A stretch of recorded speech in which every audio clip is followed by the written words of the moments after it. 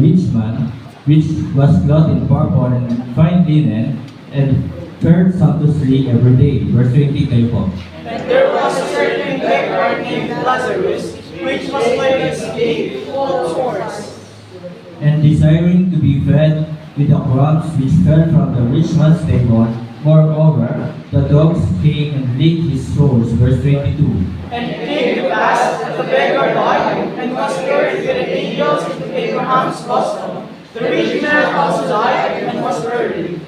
And in hell he lifted up his eyes, being in torments, and see it out of Abraham afar off, and Lazarus in his bosom. 24. And he cried and said, Father Abraham, have mercy on me, and said Lazarus, that he may dip of his finger in water, and cool my tongue, for I am tormented in this flame. But Abraham said, Son, remember that thou in thy lifetime receivest thy good things, and likewise Lazarus evil things. But now he is comforted, and thou art tormented. Verse 26. And beside all this, between us and you there is a great gulf fixed, so that they which will pass from hence to you cannot, neither can they pass to us that will come from thence. Then he said, I pray thee therefore, Father, that thou wouldest send him to my father's house. 28.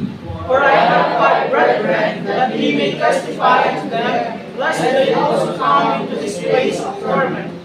Abraham saith unto him, They have Moses and the prophets, let them hear them. Verse 30. And he said, Nay, Father Abraham, but if one them from the dead, they will repent. Verse 31, altogether ready read. And he said unto him, If they hear not Moses and the prophets, neither will they be persuaded, though one rose from the dead.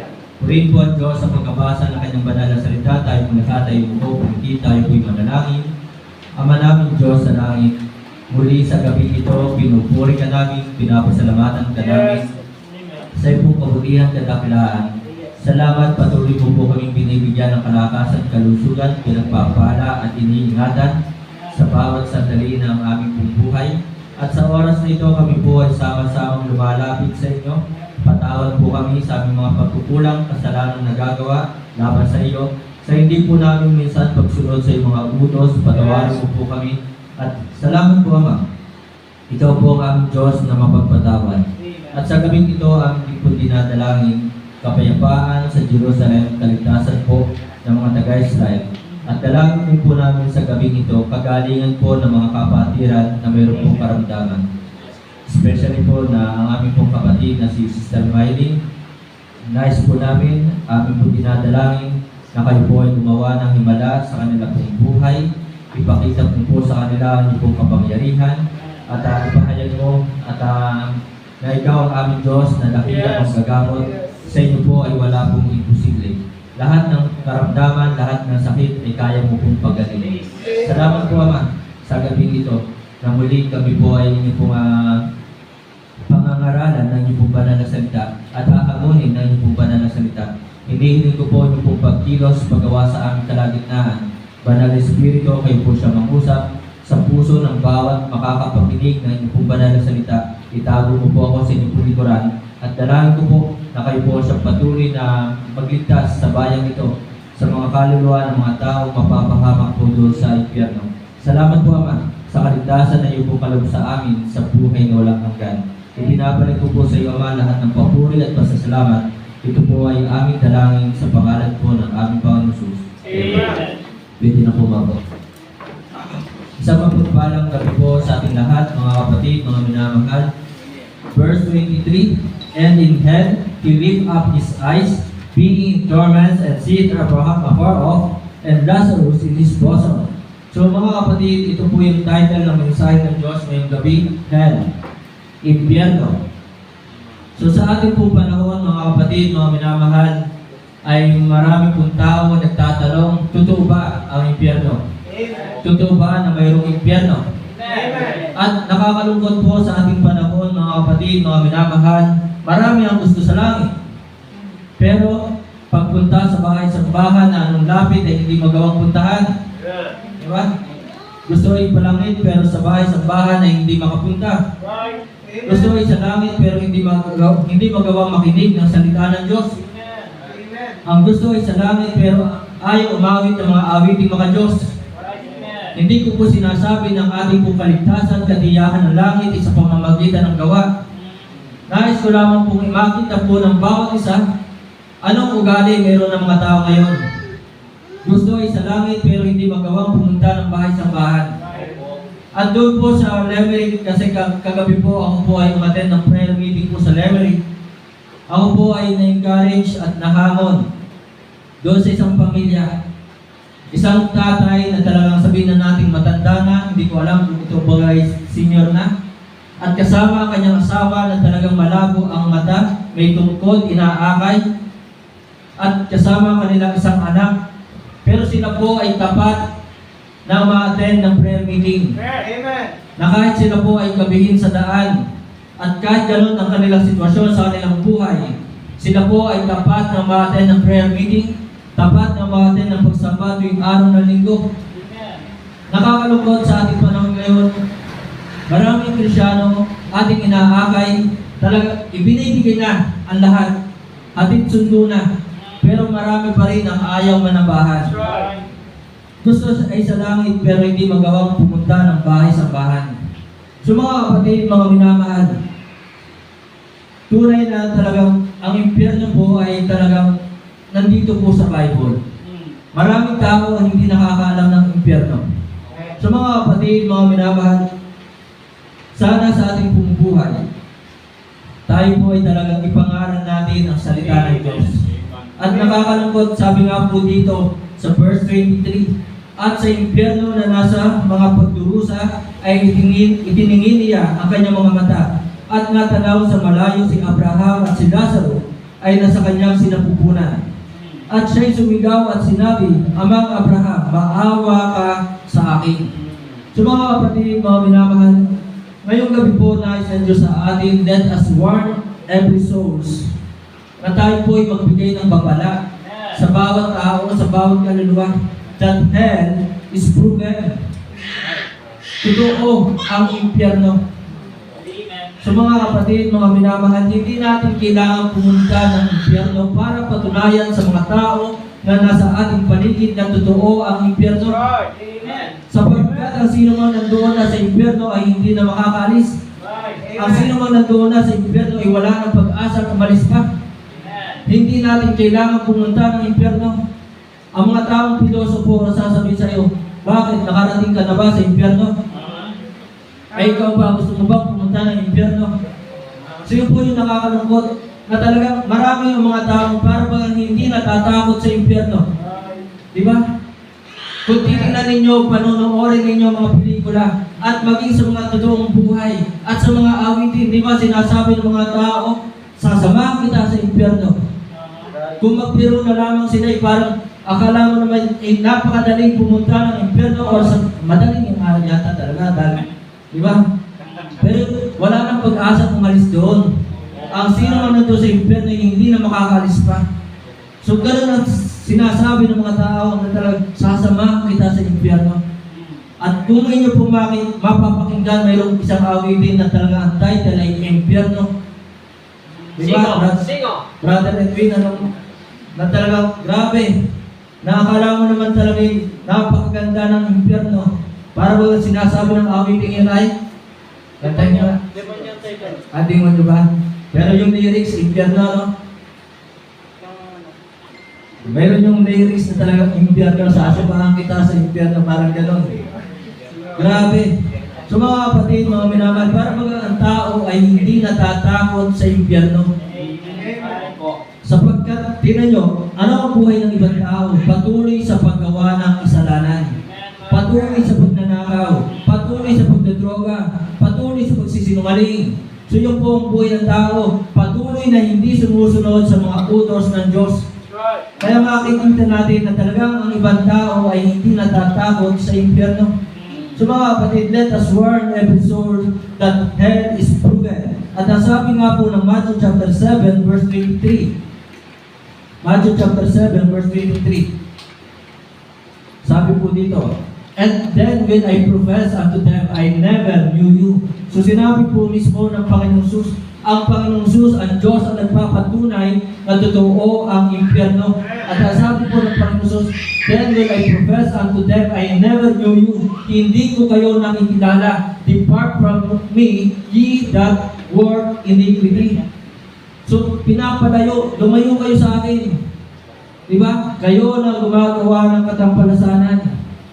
So mga kapatid, mismong ang Diyos na ang nagpapatunay, salita ng Diyos ang nagpapatunay na totoo ang impyerno. Hindi natin kailangan pumunta pa ng impyerno para patunayan sa mga taong nasa paligid natin na totoo ang impyerno. So mga kapatid, let us warn every source that hell is proven. Matthew 25 verse 41. Matthew 25 verse 41. Tingnan niyo po ang Bible. Sabi po ng mga talata sa Matthew 25 verse 41, then shall he say also unto them on the left hand. So talagang nakabukod sa kaliwa at meron sa kanan. On the left hand, depart from me, ye cursed, into everlasting fire. Pinatutuhanan ng mga alagad ng Panginoon Sus, totoo ang impyerno. Ipinangaral ni na Matthew, totoo ang impyerno. So maraming mga tao ngayon hindi naniniwala sa impyerno. At may mga tao nagtatanong pa. Kasi noong nakarang Martes po may nagtanong po sa amin, Pastor, Sir, totoo po bang impyerno? Ano po ba meron? Totoo po bang may purgatorio? Sige po yung tanong. At sinagot ko siya ng direct to the point. Sabi ko, honestly, sa katotohanan lang po, wala pong purgatorio. So mga kapatid, mga minamahal, sabi ng Panginoon Jesus, then shall he say also unto them on the left hand, depart from me, ye cursed, into everlasting fire, prepared for the devil and his angels. Na ang impyerno po mga kapatid, ay ito po ay inihanda para sa mga diablo, para sa mga fallen angels. So yun po ang katotohanan. So ipinangaral po mismo ng Diyos ng ating Panginoon Jesus at ipinapangaral po ng mga alagad ni na Matthew at ni na John. Ang sabi po ng Revelations 21 verse 8, tingnan po natin. Revelations 21 verse 8. Ang sabi po dito, but the fearful and unbelieving and the abominable and murderers and whoremongers and sorcerers and idolaters and all liars shall have their part in the lake of fire, in the lake which burneth with fire and brimstone, which is the second death. So mga kapatid, ipinangaral din ni John the Beloved, ipinangaral ni Luke na talagang totoo ang impyerno. Kaya mga kapatid, mga minamahal, sana bilang pasasalamat sa ating Diyos, sa ating Panginoon Jesus, huwag natin pabayaan ang pagsamba. Huwag natin pabayaan ang pakikinig na salita ng Diyos. Huwag natin pabayaan ang pag-aari ng kaluluwa. Tayo po'y magbahagi din ng salita ng Diyos upang sila po ay maniwalang mayroong impyerno, upang sila po ay magbalik loob sa Panginoon, upang sila po ay mabagong buhay, magsisi sa kanilang mga kasalanan. So yun po mga kapatid, mga minamahal, hell is proven. Totoo na mayroong impyerno. Pero sa ating panahon nga po, yun nga, may mga taong nagtatanong, totoo ba may impyerno? So last Tuesday po, nandun po kami sa Dasma. At yung gwardiya po doon, amin po siniran, Sir, pwede po ba kayo makabala? Sandali lang, 15 minutes. Mangangaral lang po ng salita ng Diyos. Okay po, Sir, sige po. So nung habang nagsisyan na kami, nagtanong yung gwardiya, Sir, Pastor, totoo ba may impyerno? Kaya mga kapatid, mga minamahal, nakakalungkot, ang mga tao ay patuloy sa paggawa ng kasalanan. Ayaw talikuran ng kasalanan. Pangalawa, not only hell is proven, tingnan po natin ang verse 26 ng Luke 16 verse 26. Sabi po dito, and beside all this, between us and you, there is a great gulf fixed, so that they which would pass from hence to you cannot, neither can they pass to us that would come from thence. Mga kapatid, hell is perpetual. Ang impyerno po ay talagang eternal din po yan. So meron pong eternal life in heaven. Meron din pong eternal punishment in hell. So mga kapatid, hell is perpetual. Tingnan niyo po ang ating pong Bible sa Matthew 25 verse 41. Ano po sinasabi po dito? Kaya mga kapatid, doon sa impyerno, wala nang second chance. Diba? Hindi po pwede mangyari sa impyerno na after 10 years, makakalaya ka. After 5 years, ay makakalaya ka. So, hell is perpetual at ito nga po ay everlasting fire. Matthew 25 verse 41, sabi po, Matthew 25 verse 41, then shall he say also unto them on the left hand, depart from me, ye cursed, into everlasting fire. Kaya mga kapatid, ang impyerno ay walang hanggan din. Perpetual po yan. Sa impyerno ay mayroong apoy na hindi namamatay. Everlasting fire. Kaya mga kapatid, tayo po, sana ating may bahagi ito sa ating mga kaklaseng, kapatid, mga mahal sa buhay, kapitbahay, na talagang totoo ang impyerno at ang impyerno po ay magpasawalang hanggan din. So, everlasting fire ang mayroon po sa impyerno. Matthew 25 verse 46, tingnan po natin. Sabi pa po dito, and they shall go away into everlasting punishment. Kaya mga kapatid, mga minamahal dito sa lupa ay mayroong perpetual punishment or lifetime imprisonment. Pero hindi rin naman po yun nangyayari sapagkat yung mga nakakulong sa mga kulungan, sa mga bilangguan ay minsan nabibigyan ng parol. Pero ito po mga kapatid, sinabi po ng Diyos ng ating Panginoon Jesus na talaga, and they shall go away into everlasting punishment. Kaya mga kapatid, kung meron po everlasting life sa langit, meron din pong everlasting punishment. Kaya sana ang ating mga mahal sa buhay, ang ating mga kaibigan, katrabaho, ay ating pong mabahaginan ng salita ng Diyos. Amen. Sana gamitin natin ang ating Facebook, ang ating social media, YouTube, Messenger. Sabihin natin sa kanila, totoo ang impyerno at ang impyerno ay talagang walang hanggan din po yan. So, and then 2 Thessalonians chapter 1, verse 8 and 9. Ano pa mayroon sa impyerno? 2 Thessalonians chapter 1, verse 8 and 9. In flaming fire, taking vengeance on them that know not God. So marami ngayon ang hindi kumikilala sa Diyos. Marami ngayon ang hindi takot sa Diyos. Hindi nga takot sa tao di ba? Kaya nga may mga batas, pero wala din. Kahit ang mga pulis ay mayroon ng parade, ang tao ngayon ay hindi natatakot, di ba? So hindi rin sila takot sa Diyos at hindi nila tinatanggap ang Diyos, hindi kinikilala ang Diyos. Sabi po dito, taking vengeance on them that know not God. So mayroong mga grupo ngayon na talagang hindi kumikilala, hindi nananampalataya sa Diyos, and that obey not the gospel of our Lord Jesus Christ. And then verse 9, who shall be punished with everlasting destruction from the presence of the Lord and from the glory of His power. So mga kapatid, mga minamahal, everlasting destructions po. Ito po ay walang hanggang kapahamakan sa impyerno. Tapos ang mga tao ngayon, sasabihin ng mga tao, sasamahan pa kita sa impyerno. Ihahatid kita sa impyerno. So yan ang mga sinasabi ng mga tao ngayon at talagang yung awitin, talagang ang title pala ay demonyo, no? At talagang sinabi din talaga doon sa lyrics, no? Na talagang sasamahan, hawak kamay pa. Wow! Hawak kamay pa. Grabe. So mga kapatid, mga minamahal, hell is perpetual. Then next, verse 23 and 24. Ano pa po sabi po dito sa verse 23 and 24 ng Luke 16, verse 23. And in hell, he lift up his eyes, being in torments, and seeth Abraham afar off, and Lazarus in his bosom. 24. And he cried and said, Father Abraham, have mercy on me.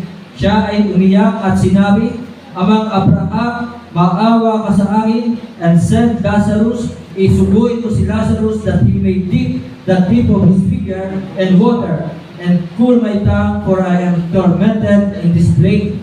So mga kapatid, mga minamahal, hell is bursting. Mga kapatid, mga minamahal, ibig sabihin po, hell is pursuing, causing intense discomfort. Sa impyerno ay talagang mahihirapan ka. Sa impyerno, mauuhaw ka. Sa impyerno, magugutom ka. Yun ang impyerno. Sa impyerno ay hindi mo magagawang matulog. Sa impyerno ay walang waterbed. Sa impyerno ay hindi ka makakapamasyal. Sa impyerno ay walang pera.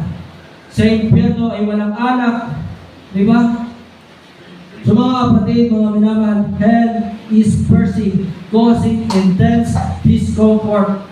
So mga kapatid, talagang physically, emotionally, mentally, talagang mahihirapan ka sa impyerno.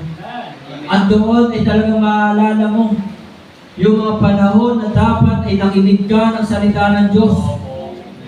At talagang doon sa impyerno yung sasabihin mong sayang, sana pa rin pinakinggan ko ang preaching, sana pa rin pinakinggan ko ang salita ng Diyos, sana pa rin umatid ako ng pagsamba tuwing araw ng linggo.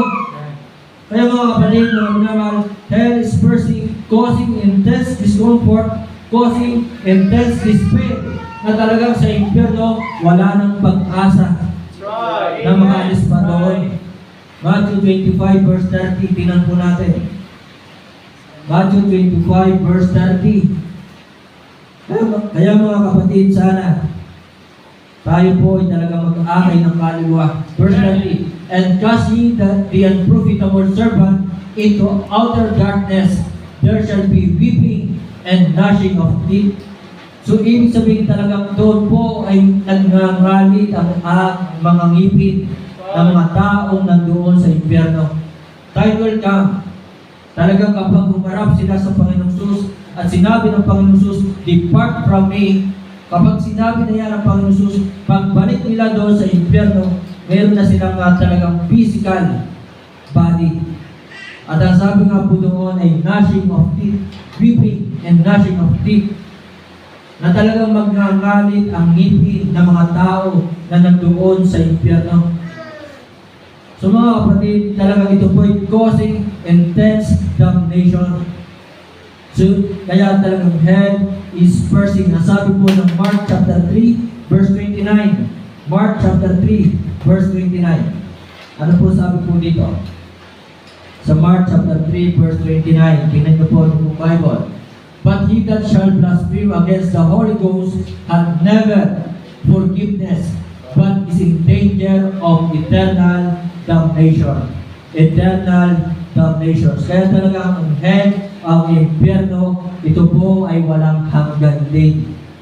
So kung heaven ay talagang eternal hope nating mga ligtas, so ang hell ay ito po ay tirahan ng mga talagang namusong sa Diyos, tirahan ng mga ayaw manampalataya kay Kristo, ayaw tanggapin si Kristo bilang Panginoong tagapagligtas. So mga kapatid, mga minamahal, hell is pursuing. Kaya talagang sana magkaroon po tayo ng burden. Akayin ang ating mga mahal sa buhay. Akayin ang ating mga kaklase. Diba? Tayo po'y magbahagi ng salita ng Diyos sa ating Facebook, sa social media, na talagang ating ipahagi sa kanila, ikalat natin na talagang tunay ang impyerno. Hell is proven, hell is perpetual. Hell is pursuing. Then next mga kapatid, let us win souls for Christ. So tayo po'y mag-akay ng kaluluwa. Ang sabi po ng Proverbs 11:30, the fruit of the righteous is a tree of life, and he that winneth souls is wise. So tayo po ay inuutusan.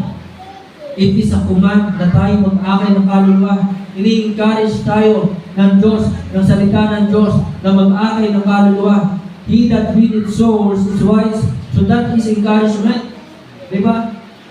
So ang matalino sa harapan ng Diyos ay ang nag-aakay ng kaluluwa.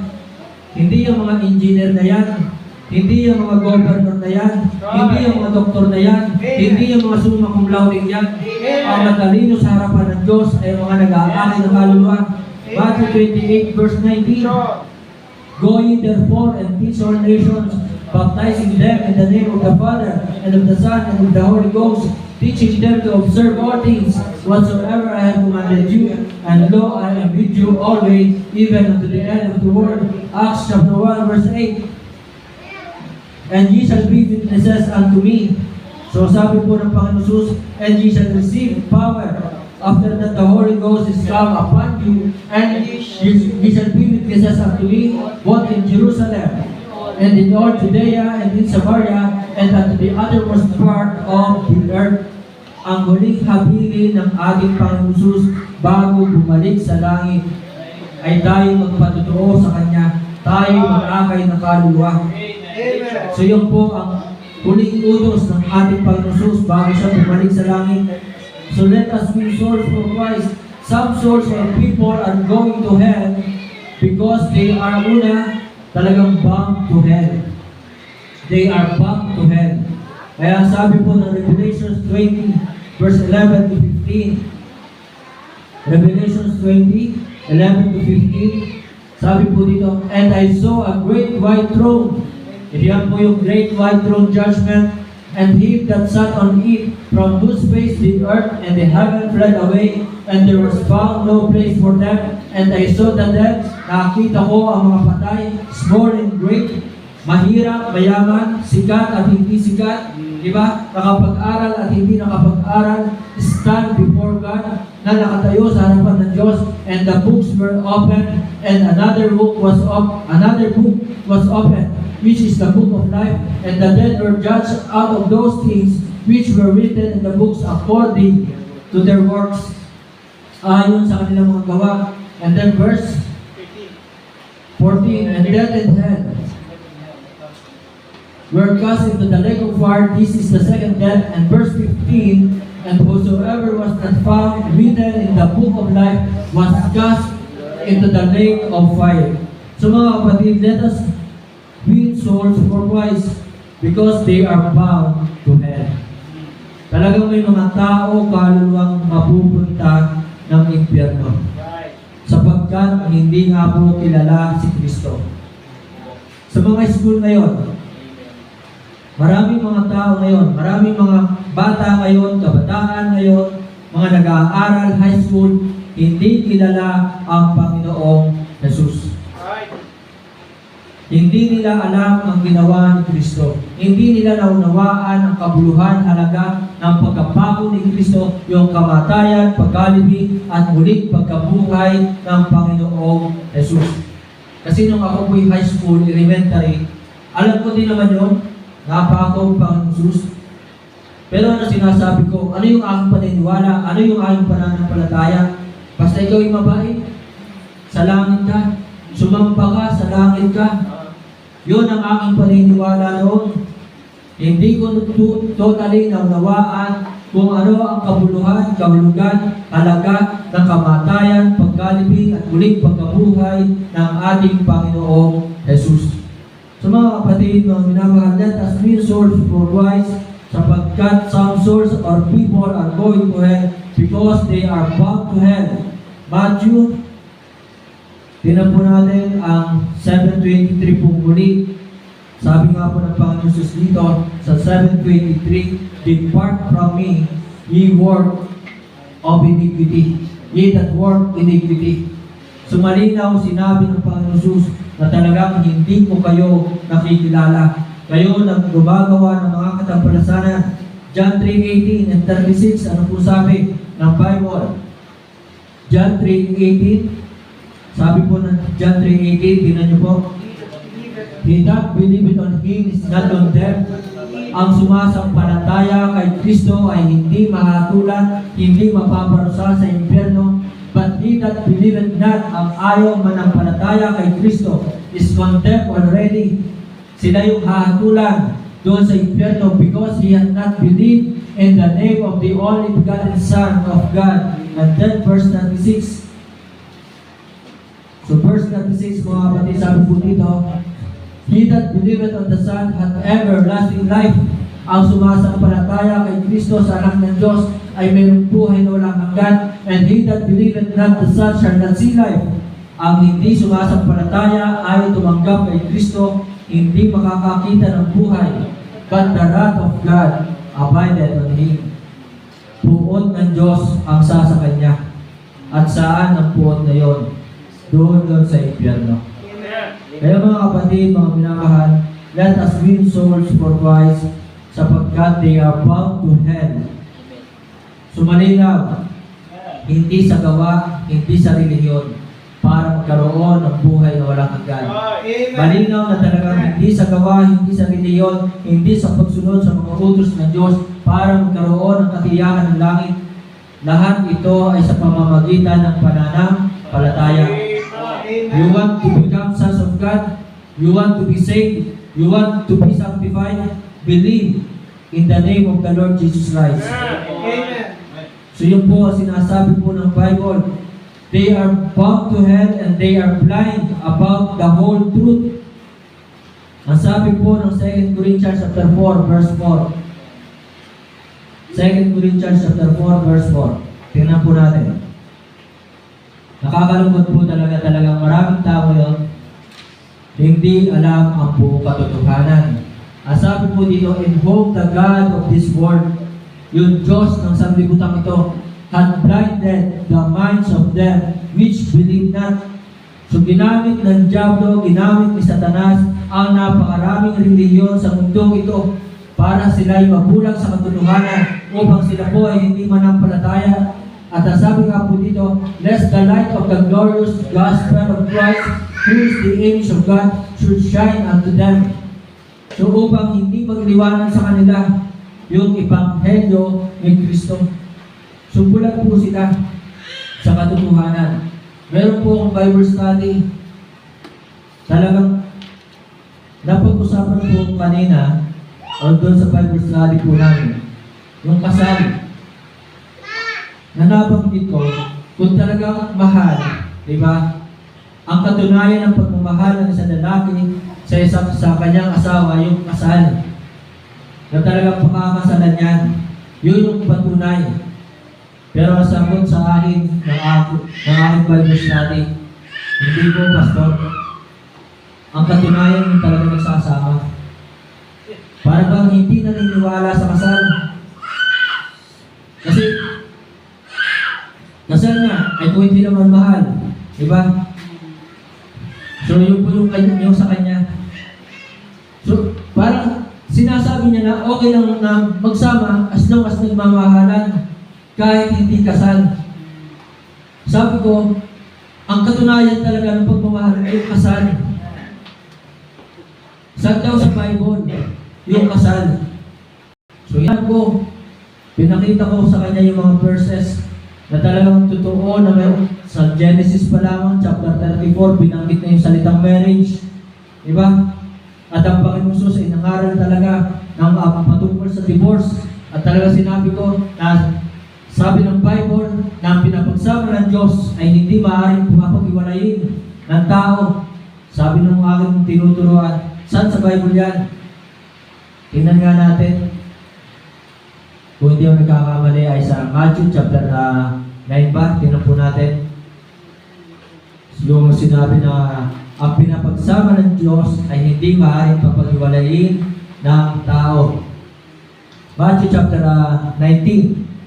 Tingnan po ninyo, verse 8 and 9. O, verse 7. Verse 7 and 8. Sabi po dito sa verse 7, they say unto him, why did Moses then command to give a writing of divorcement and to put her away? So verse 6, sabi po ng verse 6, wherefore they are no more twain, but one flesh. What therefore God hath joined together, let that man put asunder. So, malinaw na talagang sinabi po dito, ang pinapagsama ng Diyos ay hindi maaaring papaghiwalayin ng tao. Amen. So, yun po mundo. Bulag sa katotohanan. Hindi nila alam ang buong katotohanan. That's right. Kaya mga kapatid, mga minamahal, ating po akayin ang mga tao kay Kristo. Tayo po'y mag-aakay ng kaluluwa. So yun po nakakalungkot na talagang ang sistema ng mundong ito ay okay lang magsama as long as nagmamahalan kahit hindi kasal. Yun po ay talagang maling turo ng mundo. So they are blind about the whole truth sapagkat sila po ay pinulag ng Diyos ng sanlibutan ito. 2 Peter chapter 2 verse 1. Tingnan niyo po 2 Peter chapter 2 verse 1. Bakit talaga sila po ay bulag?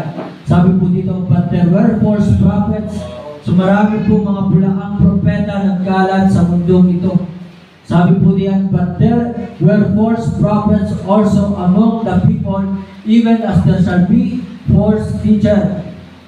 Ang daming mga bulaang guro.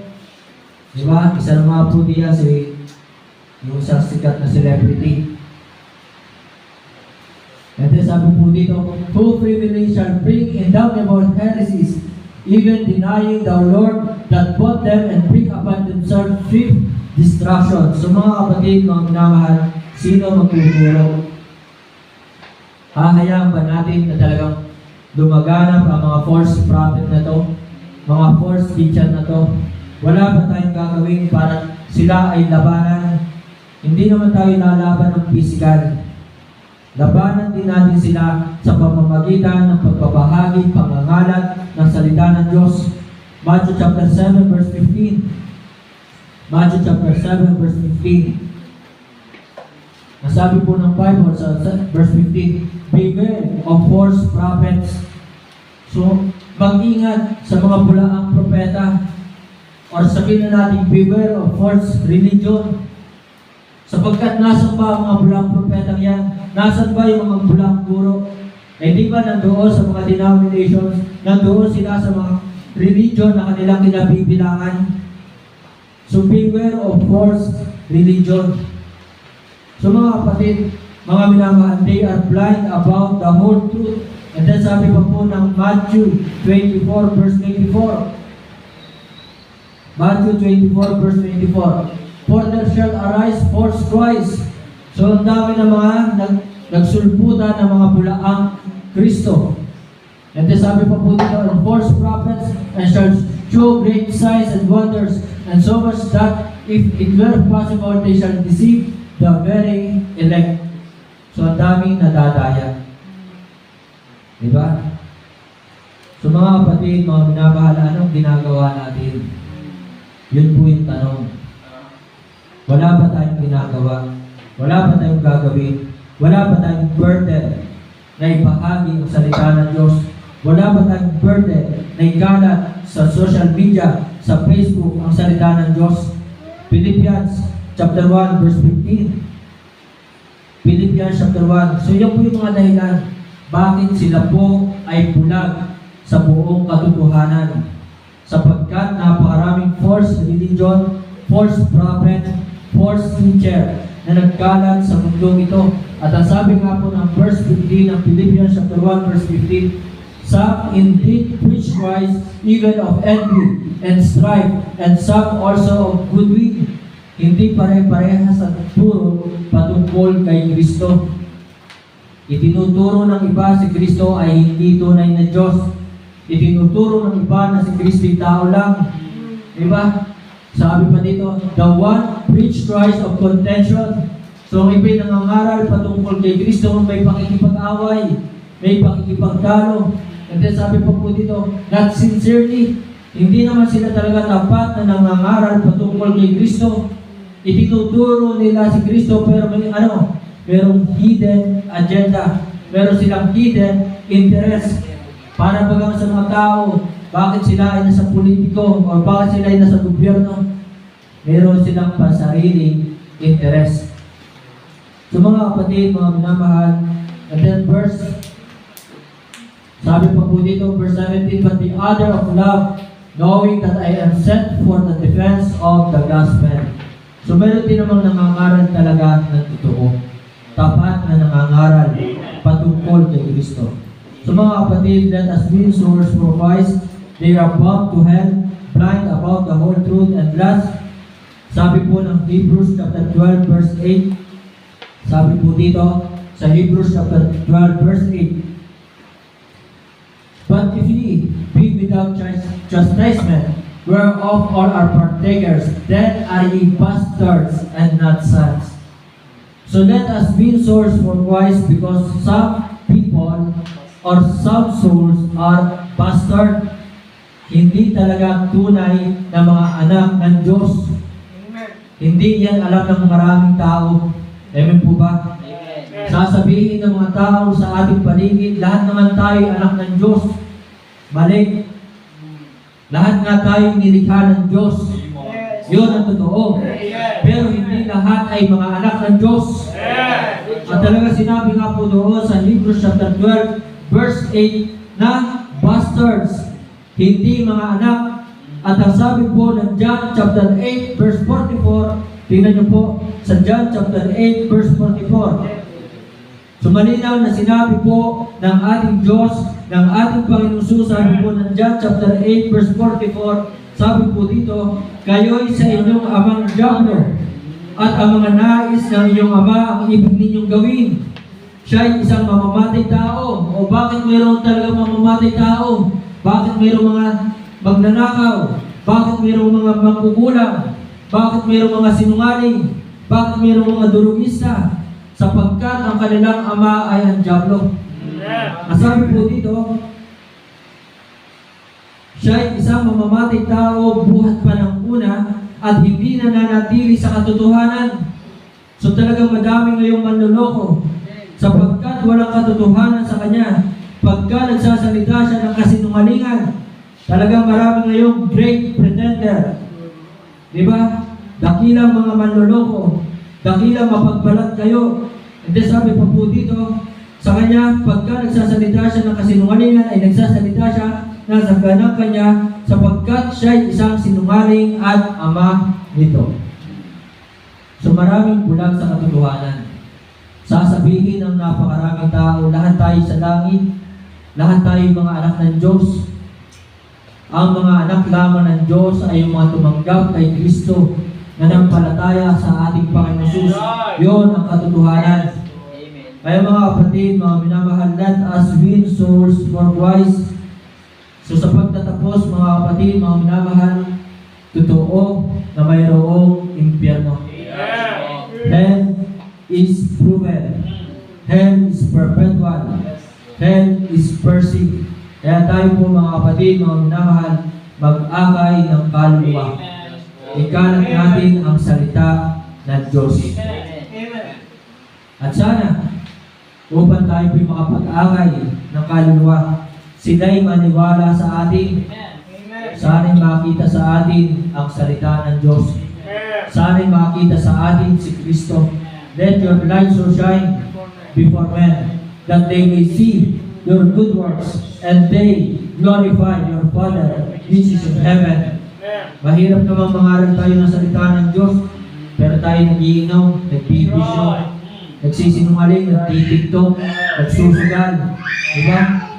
So sino man niniwala sa atin? To God be the glory, tayo pituloy. Tayo pituloy, bumigil tayo manalangin. Ama namin Diyos, salamat. Muli salamat po sa inyo pong padala salita na nahayag po ngayon. Salamat na talagang kami po ay binigyan mo po ng kaligtasan. Hindi mo po kami ninais na mapahamak sa impyerno. Kaya sana yung kaligtasan na meron po kami, amin po magawang ibahagi sa aming po kapwa. Ibahagi po namin sa aming kapwa na talagang totoo na meron po impyerno. Ibahagi po namin sa kanila ang inyong pong salita.